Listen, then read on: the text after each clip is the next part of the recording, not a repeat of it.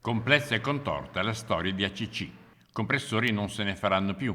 La commessa in corso d'opera segna la fine di una storia.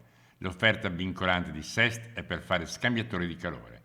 Un'azienda che una volta impegnava quasi 2000 persone, già nel 2014 era scesa dai restanti 690 a 480.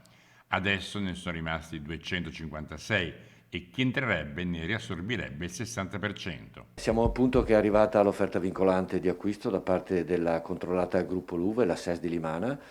Abbiamo un piano industriale, abbiamo un perimetro occupazionale che è già stato sommariamente anticipato. Il prossimo 23 saremo a Roma al Ministero dello Sviluppo Economico e lì cercheremo di capire, anche a fronte della richiesta di un accordo sindacale ex articolo 47, quali sono le condizioni per fare un accordo che garantisca a tutti i lavoratori un piano industriale e poi a tutti i lavoratori e tutte le lavoratrici di trovare una soluzione. I compressori in Italia non si faranno più e in Europa si producono ormai solo e con difficoltà in Austria, ma le linee produttive interessano e dall'Asia più di un gruppo ha manifestato il proprio interesse ad acquistare le macchine e questo diversamente da quanto era sembrato di capire dopo le dichiarazioni in aula del ministro Giorgetti. Il ministro Giorgetti, rispondendo all'interrogazione parlamentare di alcuni leghisti, ha affermato che la multinazionale cinese si sarebbe appropriata del know-how e quindi della tecnologia di ACC per poi portarla nei suoi stabilimenti cinesi. Questo non è assolutamente vero,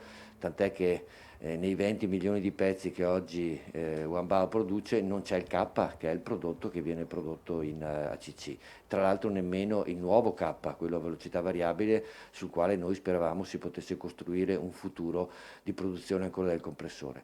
La cosa buona è che chi entra non è solo italiano e non è solo veneto, ma proprio bellunese, con una storia di successo che comincia a Limana in un impianto che non si può espandere e che è proseguita anche in altri stati.